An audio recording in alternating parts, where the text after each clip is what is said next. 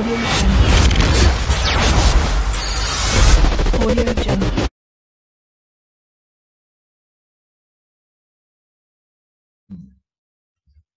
Bueno, hoy vamos a comenzar entonces esta clase, bueno, también haciendo un poquito con un video previo, también en virtud de que fue el Día de la Ingeniería ayer, así que me parece que la mejor forma de agasajar a la ingeniería es mostrando esta maravilla, ¿no?, de lo que es la construcción, de lo que significa diseño. Y bueno, también ahí lo que ustedes pueden ver es que la formación del ingeniero no es solamente una formación que tenga que ver con lo técnico y tiene que ver mucho también con lo que es la conducción de grupos humanos, la programación de lo que puede ser la construcción, pero la programación económica, financiera, el manejo de grupos, el manejo de logística, es decir, una formación integral. Así que bueno, por eso que les quería presentar justamente ese video, ¿no?, que es increíble lo que han hecho ahí en Brasil. Yo el último que tenía información que habían hecho algo parecido es en China, un transformador de 300 MVA que vino a La Plata, también fabricado en tiempo récord, más o menos 3 meses, poquito menos quizá, pero 3 meses. Esto hoy es difícil, es muy poca gente que lo puede hacer, así que ahí estamos. Bueno, cualquier cosa, si se les corta mucho, me van avisando por el chat, de manera tal de poder corregir. Hoy comenzamos a esta hora porque recién terminamos una reunión del instituto, donde aprobamos un montón de temas que tienen que ver con las carreras, así que bueno, por eso este horario. ¿Qué vamos a ver hoy? ¿Qué vamos a empezar a ver? Bueno, dejamos atrás los circuitos en corriente continua y empezamos a ver un poquito ya, a entrarnos en la parte que tiene que ver con la corriente alterna. Ahora empieza a jugar, antes eran movimientos de cargas a través de un material, a través de un medio de conductor.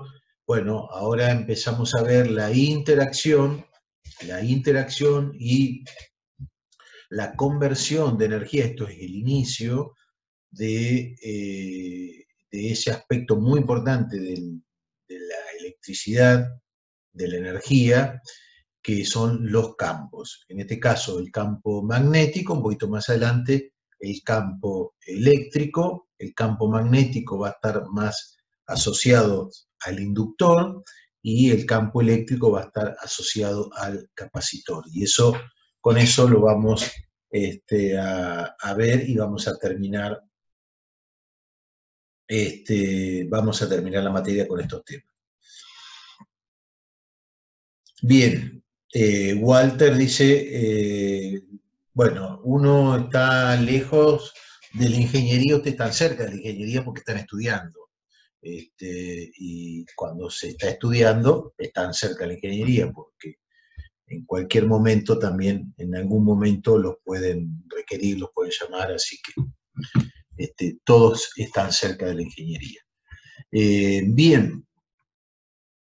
¿Qué noción tenemos de lo que es un campo magnético, de lo que es el electromagnetismo, de lo que son los dispositivos electromagnéticos, qué es la histéresis magnética, qué es la inducción electromagnética? A ver, ¿qué idea tienen? A ver, alguno que tenga ganas de hablar por ahí, ¿qué me puede contar de esto? A ver, ¿qué han visto? ¿Qué idea tienen?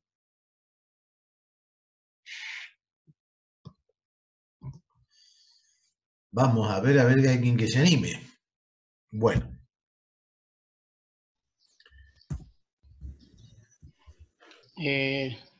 No sé, me remonta a pensar en los imanes como, digamos, lo básico del electromagnetismo. Me hace pensar en los griegos cuando ese experimento que usaban frotándose, me acuerdo de la secundaria que veíamos eso del peine frotándonos en nuestra cabeza y acercar el peine en una bolita y que era atraída a través de esa inducción que generaba el pelo. No sé, desde mi poco conocimiento me lleva a eso, ¿no? Después el campo eléctrico es más amplio y no me atrevo a hablar. Pero bueno, es lo que me trae a la cabeza, lo primero que me trae es eso. Sí, o cuando agarramos, los que tenemos bastantes años, el costurero de nuestras madres, y estaba el imán ahí para las agujas y todas esas cosas, y uno podía jugar con eso, ahí estamos con justamente el imán. Así que campo magnético es lo que utilizan los japoneses en los trenes, y son trenes de levitación magnética, muy interesante. Bueno, exactamente, Walter, vamos a arrancar hablando del imán, y de eso se trata. Bueno, objetivos de esta clase, hasta donde lleguemos: explicar los principios de un campo magnético, y es lo que ustedes deberían conocer cuando terminemos. Explicar los principios del electromagnetismo, describir el principio de la operación de varios dispositivos electromagnéticos, porque después aparecen justamente los dispositivos, lo que es una histéresis magnética. Bueno, esto va a estar relacionado más adelante con las pérdidas en las máquinas, fundamentalmente en los transformadores. El principio de inducción electromagnética, con esto vamos a explicar mucho más adelante el fenómeno de la FEN inducida, la tensión generada por un generador, el principio de funcionamiento de los motores de inducción también. Y bueno, describir algunas aplicaciones de la inducción electromagnética. De eso se trata. Bien, vamos a empezar acá entonces. Si yo tengo un material que es no magnético, que puede ser papel, vidrio, madera, plástico, lo que sea, si lo coloco frente a un material o a un campo magnético, las líneas de campo magnético no se van a alterar y van a seguir formándose igual. El principio básico de lo que es la generación de un campo magnético lo podemos explicar a través de un imán permanente, un imán que puede estar en algún motorcito, en alguna pieza imantada que ustedes hayan visto, y que consiste en la formación de un campo magnético, que son líneas de fuerza, ahora las voy a ver, les voy a hacer una pequeña demostración. Líneas de fuerzas que son cerradas, no son abiertas, y ahí está una de las principales características de lo que es un campo magnético. Son líneas de fuerza cerradas, que van normalmente o salen desde un polo que se le llama norte y regresan y entran a otro polo llamado sur, ¿sí? Entonces, ahí podemos tener nosotros la noción de lo que es un campo magnético. Entonces, si este es un imán, como nos decía Walter, el imán normalmente tiene un polo norte y un polo sur. Desde el polo norte salen las líneas de fuerza de ese campo magnético, y esas líneas de fuerza, miren, vienen y se cierran permanentemente, de manera tal de que nosotros podamos tener un lazo cerrado. La cantidad o densidad de campo magnético tendrá que ver con la cantidad de líneas que hay acá. A mayor cantidad de líneas para una misma superficie, tendremos mayor densidad de campo magnético, ¿sí? Bien. Acá tenemos un trozo de material ferromagnético donde nuevamente está indicado las líneas de fuerza. Pero miren qué pasa acá. Si tengo un trozo de material ferromagnético y está abierto, lo que normalmente nosotros le llamamos entrehierro. ¿Por qué entrehierro? Bueno, porque el hierro se discontinúa para que aparezca el aire. Bueno, en ese caso, las líneas se siguen cerrando a través del aire, igual que se cierran acá, y siguen su camino, ¿sí? Siguen su camino, en este caso, este será el polo norte y este será el polo sur. Bueno, esto es lo que pasa en las máquinas eléctricas. ¿Por qué? Bueno, porque las máquinas eléctricas, justamente, lo que tenemos es un entrehierro y una parte móvil y otra parte que es fija, como el estator, y se produce todo un fenómeno de conversión electromecánica de la energía, teniendo al campo magnético como el actor más importante de todo esto, y ese fenómeno se produce a través del aire. ¿Sí? Bien. En el caso de que nosotros tenemos y podemos unir o podemos presentar dos imanes, cuando tenemos imanes de diferentes polos, los mismos se atraen. Aparece una fuerza que los va a atraer. Y nuevamente, fíjense, las fuerzas salen desde un polo norte y se van a meter en un polo sur. No salen de un polo norte y se van a meter a otro polo norte. Eso es imposible, porque no se puede dar. Entonces, si yo llegara a girar y pongo el polo norte acá donde está este polo sur, estos imanes van a aparecer, en vez de la flechita para este lado, la flechita para el lado contrario, y se van a repeler, ¿sí? Aparece una fuerza de repulsión.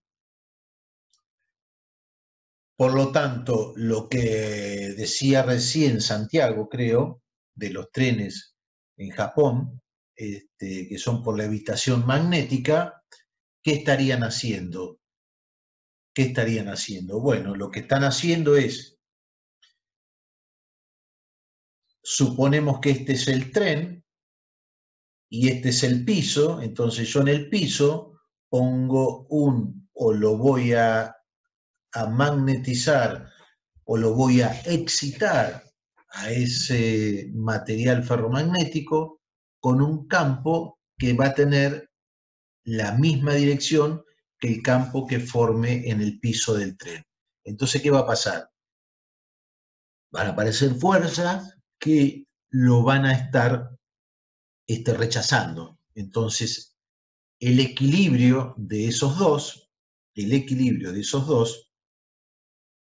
lo que hace es que el tren levite, ¿sí? Que el tren levite. Y si aparte de esto nosotros hacemos, que ya lo vamos a ver más adelante, podemos acelerarlo a ese tren, le podemos aplicar una fuerza, bueno, ese tren no solamente no va a tener roce, o va a tener, sí, nulo roce, sino que además va a ser acelerado a través de este tipo de fuerzas. Si ustedes recuerdan, yo les mostré hace un tiempo un video de una fábrica muy grande de transformadores. Creo que estaba en México. Y esa fábrica, en México o en Alemania, no recuerdo, y esa fábrica llevaban el transformador a un laboratorio de ensayo donde podíamos ver columnas muy altas. Esas columnas son para hacerle los ensayos de impulso. Y el transformador lo llevaba una persona caminando y lo acompañaba, y el transformador era trasladado de una forma tan simple. Bueno, esa forma de traslado justamente tiene este principio de funcionamiento, ¿sí? Son como zorras que funcionan como si fuera o con colchones de aire o con un colchón o este fenómeno de la repulsión magnética. Entonces lo llevaban de un lado a otro, imagínense 80 toneladas que una persona prácticamente como que la lleva con el dedo. Bueno, justamente, bueno, esos laboratorios, yo esos los vi y hace mucho tiempo, mucho tiempo, casi 20 años, yo los vi en unos grandes laboratorios eléctricos, creo que eran los más grandes de América, que están en México, de la CFE de México, cómo podían trasladar los materiales de un lado a otro. Así que utilizan justamente este fenómeno. Entonces vean que algo tan simple como lo del el fenómeno de dos imanes puede ser utilizado ya en algunas aplicaciones. Podemos ver cómo se utiliza en algunas aplicaciones. ¿Sí? Bueno, ¿qué pasa si yo justamente pongo dos materiales del mismo polo, acercándolos? Bueno, aparecen esta fuerza y esta fuerza que tratan de alejarlos. ¿Por qué? Bueno, porque tiene que dar lugar a justamente que se cierren las líneas de fuerzas a través de un polo norte y un polo sur. Entonces, estas líneas de fuerzas van a encontrar este polo sur como el camino más corto. No se van a cerrar por este otro lado, pues tienen el camino más largo, van a elegir el camino más corto. Lo mismo le están pasando al imán que está acá. Y esto es lo que le pasa justamente a los polos de excitación de una máquina. ¿Sí? Esto es muy similar a lo que va a pasar con los polos de excitación de una máquina. Bueno, la cantidad de líneas por superficie es la densidad de campo magnético. Y esto que se establece acá, estas líneas de fuerza, lo que nosotros le vamos a llamar es flujo magnético. Y la unidad de un flujo magnético es el Weber, ¿sí? Es el Weber. Un Weber es igual a 10 a la 8 líneas, o sea, una gran cantidad de líneas. 10 a la 8 son 10 millones de líneas, sería un Weber. Bueno, normalmente se utiliza en el micro Weber, depende lo que tengan que ver.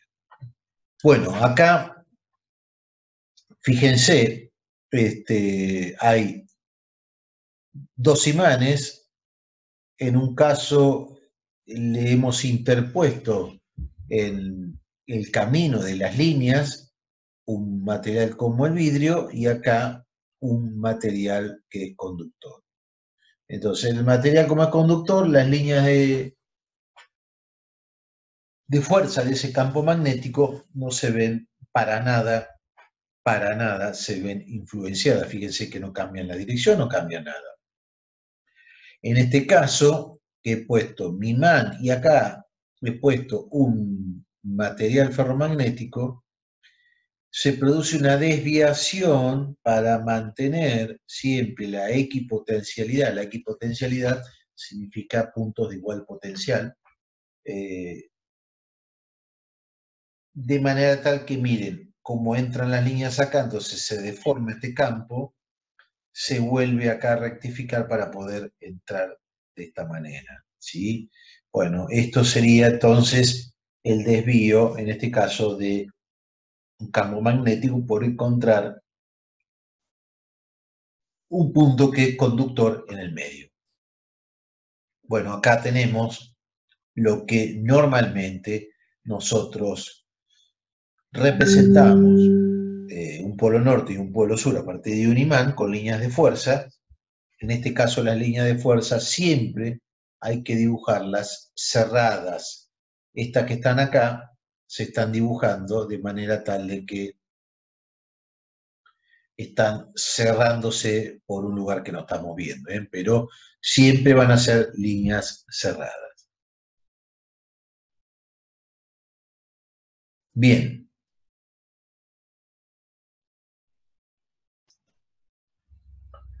Perfecto. Bueno, vamos adelante. Mientras tanto, de lo que yo les voy contando, voy leyendo un poco lo que escriben, entonces estoy viendo si tengo que contestar algo. Tema importantísimo, chicos, muy importantes. Densidad de flujo magnético. ¿Vieron esas liñitas de fuerzas? Esas liñitas de fuerza por el área, es decir, divididas el área por la que están saliendo, determinan una nueva magnitud que es el campo o la densidad de flujo magnético. ¿Sí? Y miren qué unidad conocida aparece ahora. Entonces, el flujo sobre el área, por ejemplo, la cantidad de estas líneas de fuerza que están saliendo acá, dividida el área de este imancito que solamente estamos viendo una cara, entonces, la cantidad de líneas dividida el área me va a dar el flujo. Acá aparece una nueva ecuación, hasta ahora ustedes tenían la de la potencia, tenían la ley de Ohm, bueno, ahora aparece una nueva ecuación que los va a acompañar hasta que se reciban, esta ecuación los va a acompañar hasta que se reciban, y es la densidad de flujo magnético. La densidad de flujo magnético, ¿en qué se va a medir? Si habíamos dicho que el flujo se medía en Weber, bueno, ahora será en Weber, y el área se mide o en milímetros cuadrados, o en centímetros cuadrados, o en metros cuadrados. En el sistema nuestro internacional, el área la vamos a expresar en metros cuadrados, ¿sí? Entonces, ahí tenemos la unidad de B, que va a ser el Tesla, el Tesla, la unidad en el sistema internacional de flujo, ¿sí? Bien, la otra unidad también es llamada Gauss. Lo que pasa es que Gauss es una unidad muy grande, 10 a la 4 Gauss, un Tesla. Para que ustedes tengan una idea, simplemente como un dato de información, una máquina o el núcleo de un transformador que trabaja saturado, vamos a ver qué es saturado, trabaja más o menos a 1,8 Tesla. Entonces nunca vamos a ver una magnitud de 10 Teslas, de 20 Teslas, de 100 Tesla, porque es enorme. Nosotros vamos a trabajar con magnitudes bajas del Tesla. Entonces, repito, esto es muy importante para todos. La densidad de flujo magnético es igual al flujo magnético dividido el área, ¿sí? Como la densidad de corriente, como cualquier densidad, en este caso, dividida por el área donde están saliendo esas líneas de fuerzas. A ver si me acepta esta demo. Miren. La están viendo la pantalla, ¿no? ¿La ven? Bien. ¿Me están diciendo que sí? Sí, profesor. Sí, se ve, sí. Bien, bien. Bueno. Miren lo que tengo acá. Tengo un imán, que era lo que hasta ahora hemos aprendido. Ese imán tiene un polo norte, salen las líneas y vuelven, salen y vuelven, salen y vuelven. Y un polo sur, En el sur las líneas entran, en el polo las líneas salen. Esto es un campo magnético. Bien, como este imán es fijo, estas líneas son fijas, no cambian, no cambian. Después vamos a ver que en las máquinas eléctricas las vamos a excitar. ¿No se ve nada? ¿Me están diciendo que no se ve nada o sí? Se ve el puntero, profe, y no sé, como unas bolitas de colores verde, azul, pero no se ve Ah, bien, bien, bien, bien, bien. ¿Vieron? Entonces no se estaba viendo nada. No se estaba viendo nada. A ver. Ahora sí lo van a ver. ¿Ahora lo ven? Ahora sí. Bien. Entonces les decía que las líneas hasta ahora lo que hemos aprendido es que de un polo norte salen las líneas y se meten en el sur, miren, así y así, y luego para el otro lado, para el otro lado. Bien. Perfecto. Hasta ahora conocemos un imán. Estos son fijos. Este flujo que se está generando podría cambiar de magnitudes si, por ejemplo, yo estoy excitando una máquina, le estoy metiendo corriente y estaría generando un flujo variable. Esto que está ahora es un flujo fijo, está fijo, por eso que se llama imán permanente. ¿Qué tengo acá? Acá tengo un arrollamiento, una espira de cobre, una bobina de cobre, que al principio sale y se mete esta lamparita y mete acá, y el final se mete en la otro punto de la lamparita. Bueno, lo que vamos a empezar a ver es la ley de inducción de Faraday, otra ley más. Recién vimos la fórmula de la densidad de flujo y ahora vamos a empezar a ver qué descubrió Faraday allá por el 1800 y pico. ¿Qué descubrió? Descubrió que si yo agarraba un imán como este y lo ponía acá adentro, miren, ¿qué pasa ahí? ¿Pasa algo?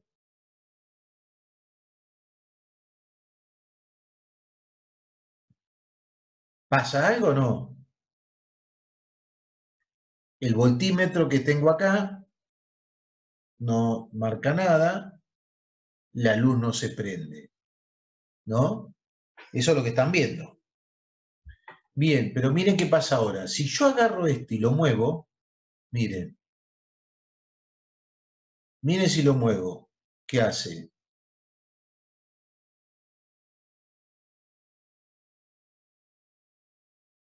Se prende la luz. Si se prende la luz es porque en estas dos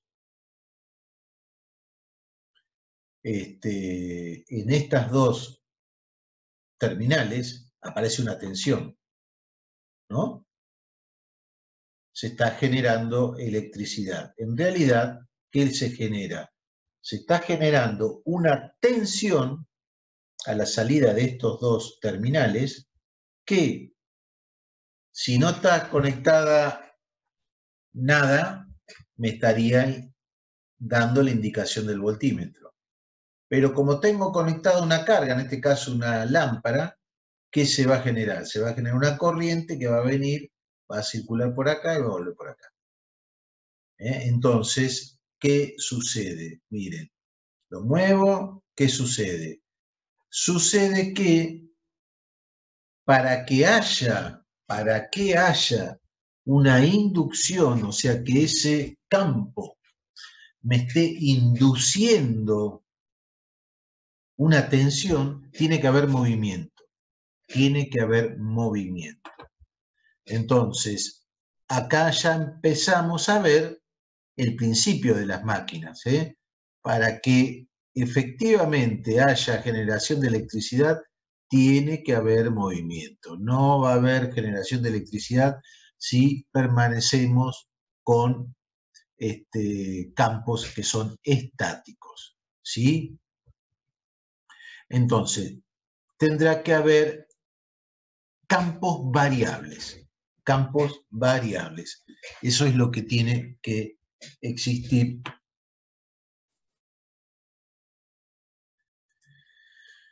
Vamos a volver a la presentación. Perfecto. Entonces vimos cómo esto que lo podía hacer en forma variable. Es decir, yo movía este imán o movía este imán y lo que aparecía, si tengo un arrollamiento cerquita y lo muevo, si pongo una bobinita cerca y la muevo, en esa bobinita se me va a inducir una tensión. Una tensión. Bien, ahora me pregunto, ¿por qué esos materiales están con ese magnetismo, como vimos, como el imán que estamos describiendo? Bueno, sintéticamente, porque esto seguramente lo van a ver en química y lo van a ver en física.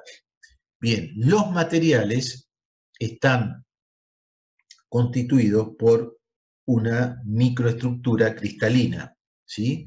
Entonces, esa microestructura cristalina se divide en pequeños pedacitos como lo estamos viendo acá. A esos pequeños pedacitos de estructura, de material, se llaman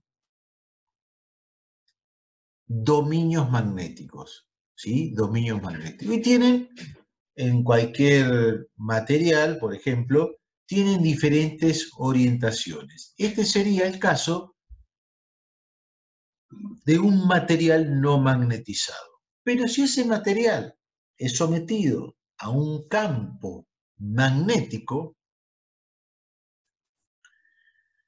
todos estos se van a orientar preferentemente sobre una dirección de magnetización y quedan todos orientados. Acá, muy buen material, están todos perfectamente orientados, mirando desde el sur al norte. Entonces, un material que quedó de esta forma, se dice que es un material que ha sido magnetizado, que es lo que le pasó al imán permanente. Obviamente, tenemos que estar hablando de materiales que son ferromagnéticos, son ferromagnéticos. Entonces, de esta forma, se modificó la estructura cristalina del mismo y quedó magnetizado. ¿Cómo quedó magnetizado? Con una dirección preferente definida por un polo sur a un polo norte. Bien, avanzamos. Ahora vamos a ver cómo se produce. Ahora vimos qué pasaba con un material. Vamos a ver cómo se produce un flujo magnético o un campo magnético a través de una corriente, ¿sí? Entonces, si yo tengo un conductor y por el mismo está circulando una corriente, se va a generar de la misma forma que lo están viendo acá. No está muy claro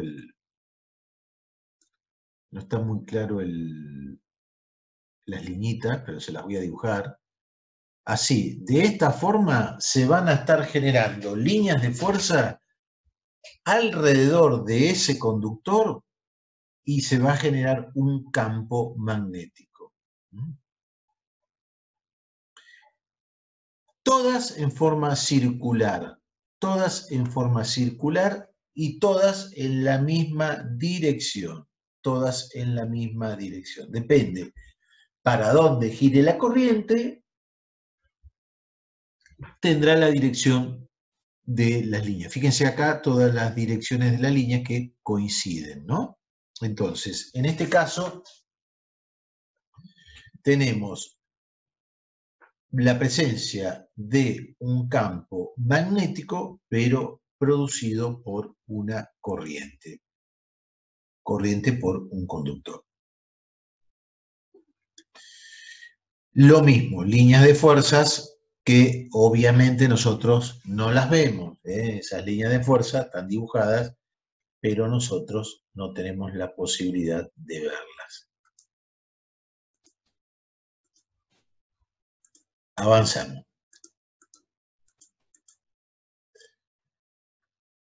Esta es la famosa regla de la mano derecha. ¿Qué dice la regla de la mano derecha? Que si ustedes agarran, como se muestra ahí, el conductor con la mano, ¿sí? El dedo, en este caso, los 4 dedos están envolviendo el conductor, ¿sí? Y el dedo pulgar está indicando la dirección de la corriente. Entonces, el dedo pulgar indica la dirección de la corriente, los 4 restantes dedos indican la dirección donde este campo se va a formar.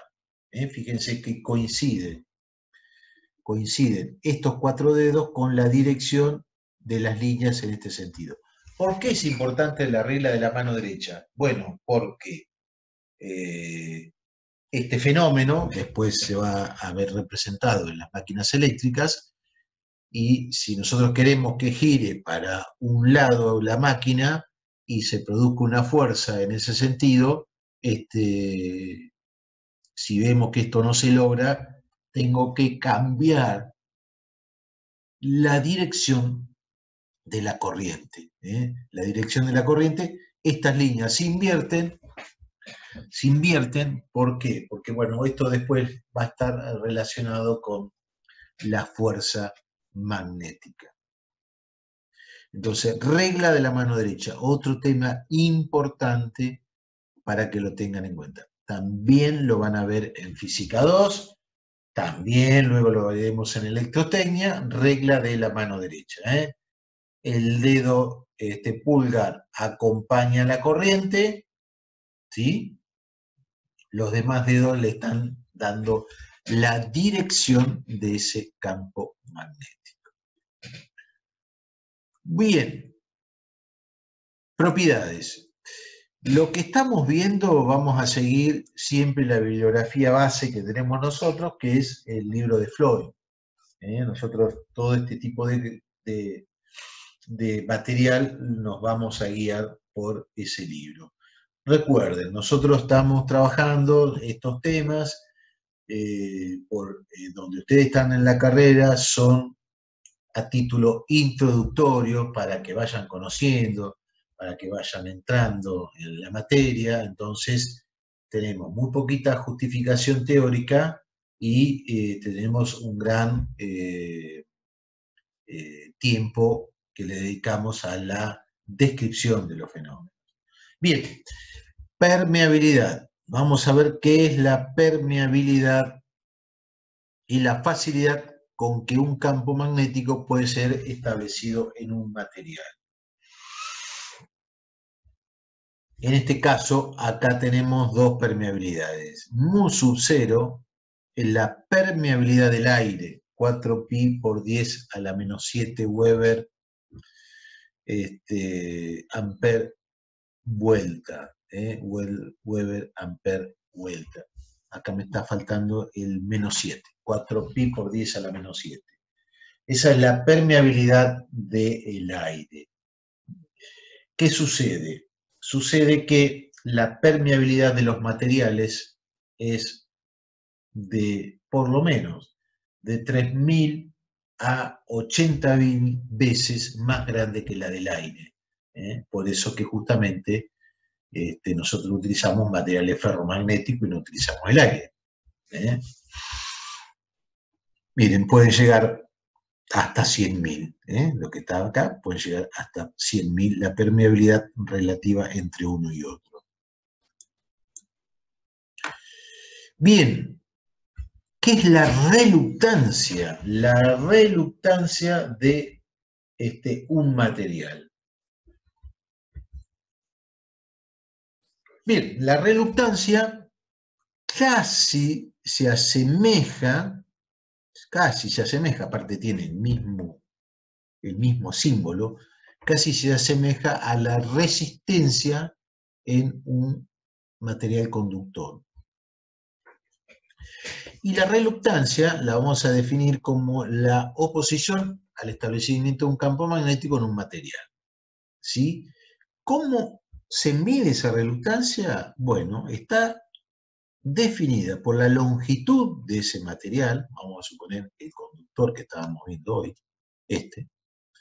por esa longitud, y se divide por la sección de ese material ferromagnético multiplicado por la permeabilidad. Entonces, ¿qué sucede? Como habíamos dicho, en un material ferromagnético la permeabilidad era 100.000 veces más grande que la del aire. Por lo tanto, un material ferromagnético va a tener una reluctancia como chica, o más precisamente una permeancia grande. ¿Sí? El aire, ¿qué va a tener? Una reluctancia más grande. ¿Está bien? Una reluctancia más grande. Bien, ¿para qué nos va a servir esto? Bueno, por ejemplo, cuando estemos allá por cuarto año, cuando veamos todos los fenómenos de las máquinas eléctricas, de los generadores sincrónicos, ahí van a ver el concepto de reluctancia. ¿Sí? ¿Por qué? Bueno, porque la reluctancia va a tener que ver mucho con la distorsión de los campos que se forman en las máquinas, y esto influye en el funcionamiento de las mismas. Fundamentalmente, cambia los parámetros, entonces es un valor que termina siendo importante. ¿Bien? Bien, entonces, longitud del material, área del material, o sea, depende de dos parámetros geométricos, pero es la inversa a la permeabilidad. Por lo tanto, si la permeabilidad es grande, la reluctancia es un valor pequeño. ¿Sí? Bien.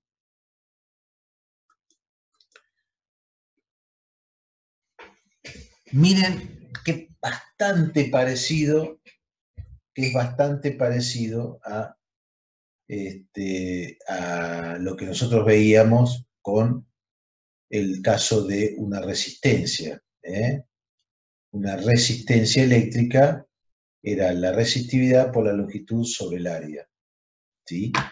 Bueno, en este caso nosotros tenemos que la reluctancia, bueno, esto podría ser la resistividad, la poníamos como el inverso de la permeancia y queda, fíjense, queda igual. Entonces es bastante análogo. Lo que pasa es que estamos hablando de cargas que se mueven, como era el caso de un material conductor, y acá lo que nosotros estamos hablando de el establecimiento de líneas de fuerza a través de un campo magnético. Seguimos definiendo. ¿Alguien oyó hablar alguna vez de fuerza magnetomotriz? ¿Alguien oyó hablar de esto?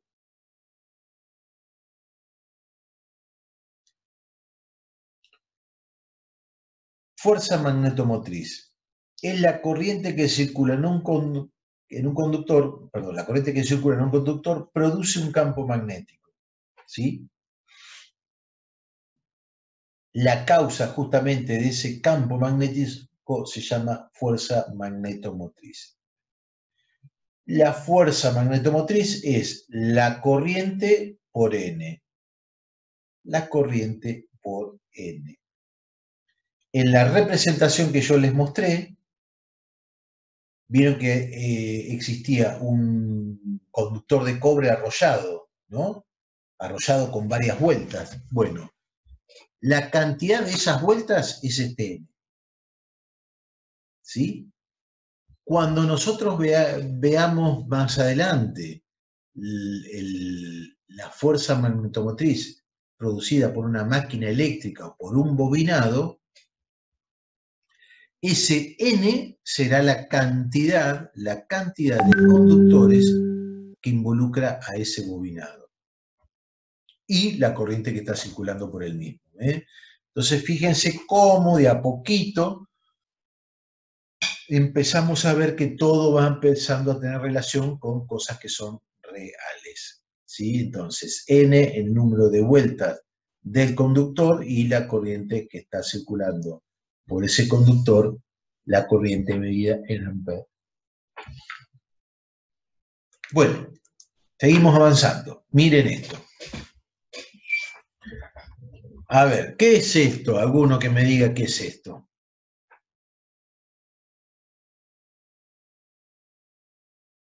¿A qué se asemeja esta figura que estamos viendo acá?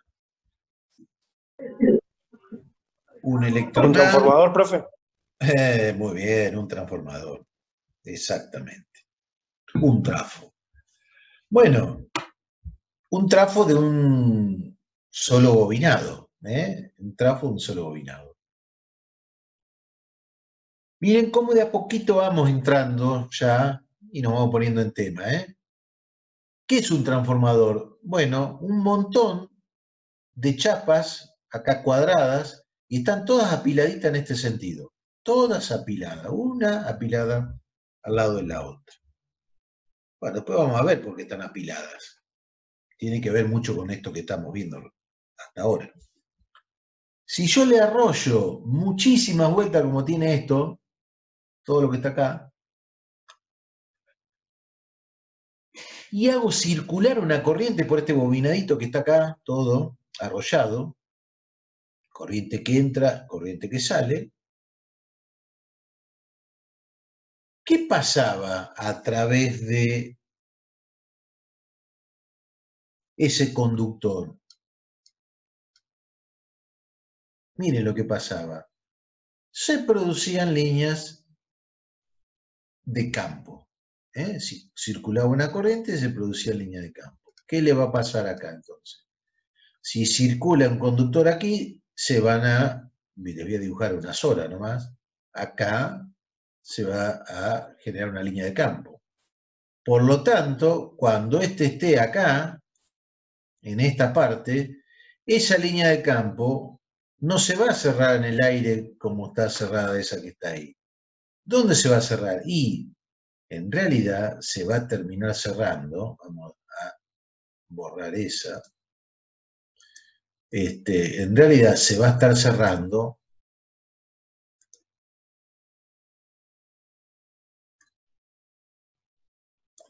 a través de todo el material, a través de todo el material. Por eso que acá están, fíjense, todas las liñitas de fuerza se van a ir a cerrar por el material ferromagnético. ¿Sí? Bien. Es un material magnético que tiene una cierta reluctancia. ¿Cuál era la fórmula de reluctancia? Era la longitud. ¿Qué longitud sería? Y toda esta medida, acá en metro. Dividido la sección. ¿Cuál sería la sección? Y esto por esto, y ya está, ¿no? Esta por esta. Ahí tenemos la sección. ¿Qué más teníamos que conocer? La permeabilidad de este material. Entonces, la longitud dividida la sección de este cuadrado, dividida la permeabilidad del material, me va a dar la reluctancia o casi como podríamos asemejarlo a la resistencia magnética de ese material. Bien.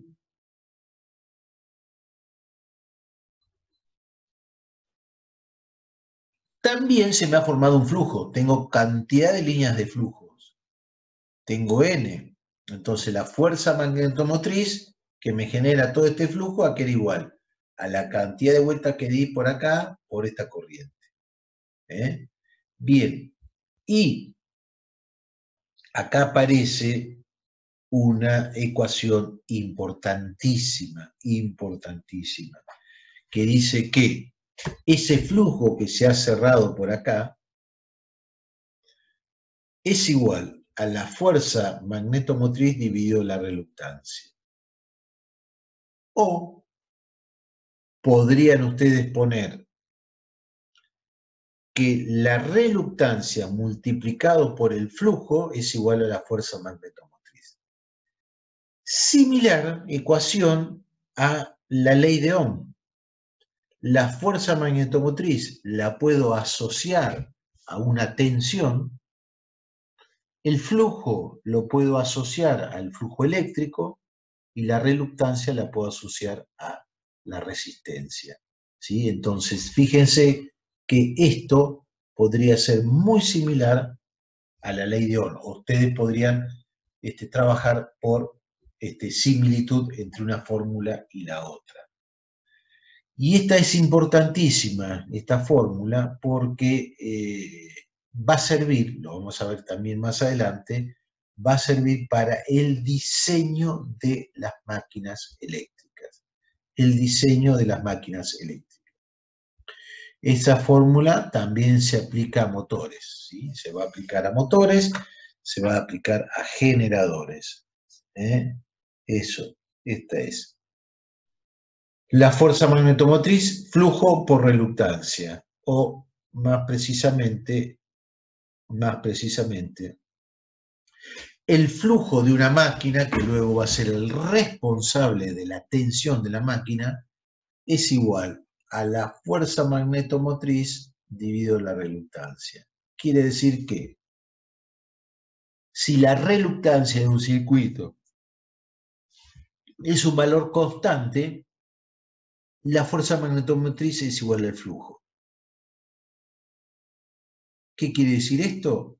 Que en función de cómo diseñe esto, va a ser el flujo de la máquina.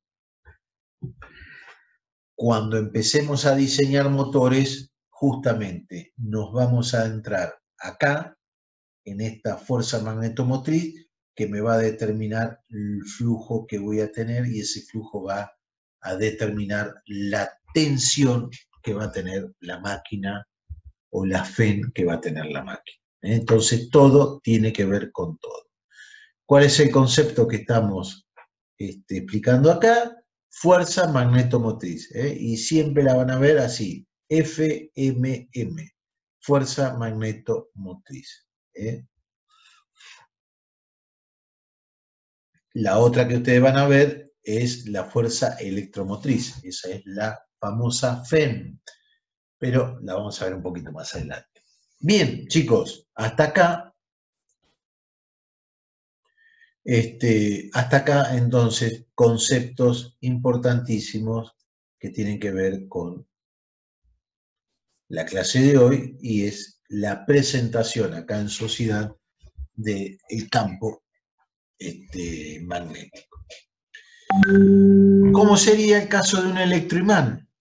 Bueno, un electroimán sería que si yo arrollo un bobinado sobre un material ferromagnético y de este otro lado pongo otro material ferromagnético con un imán permanente, en la medida que por acá circula corriente, me hace establecer un campo y me produce una fuerza de atracción. Así será el principio de funcionamiento de contactores, de las bobinas de contactores, de muchísimos aparatos que justamente están utilizando este principio tan básico de la electricidad, ¿sí? Entonces, acá sería el caso de un electroimán. Fíjense en este caso, ¿no? En la medida que yo hago circular corriente, este resortecito me está trayendo este contacto para acá. Cuando logro con el imán mandar un pulso, se me cierra, y hay una fuerte atracción y está teniendo contacto. Bueno, este es el caso de un contacto normalmente cerrado. Entonces puedo abrir y cerrar con un pulso, lo puedo abrir y lo puedo cerrar. Entonces, también cuando veamos lógicas de contactos, todos estos principios van a ser totalmente aplicables. Bueno, acá está Cuando accionamos entonces el imán, se rompe ese equilibrio y se abre el circuito, ¿sí? Se abre el circuito, bueno, normalmente, qué sé yo, esto se utiliza para enclavamientos, o se lo puede utilizar como una llave abierta o cerrada.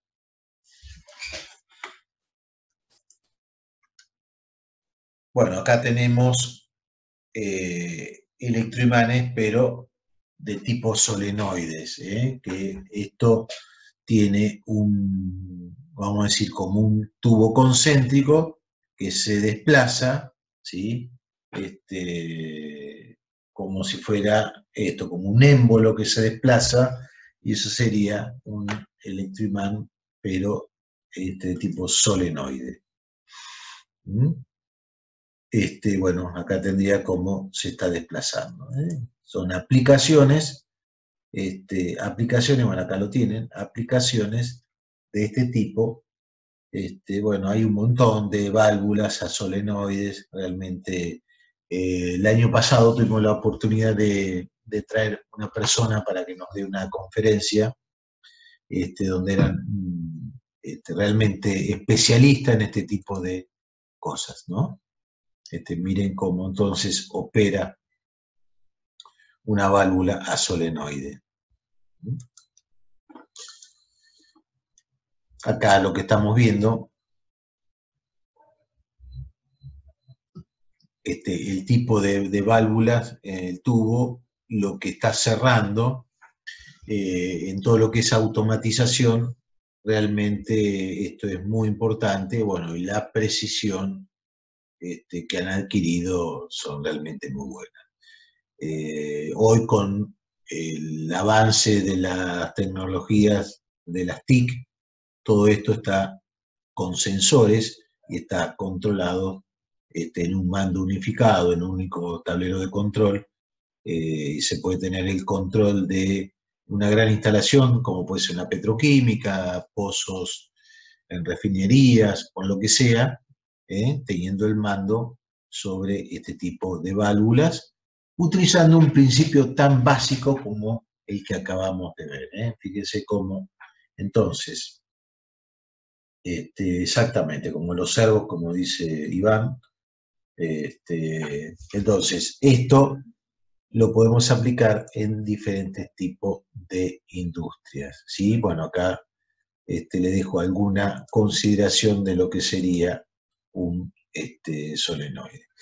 En este caso, un relevador, seguimos trabajando con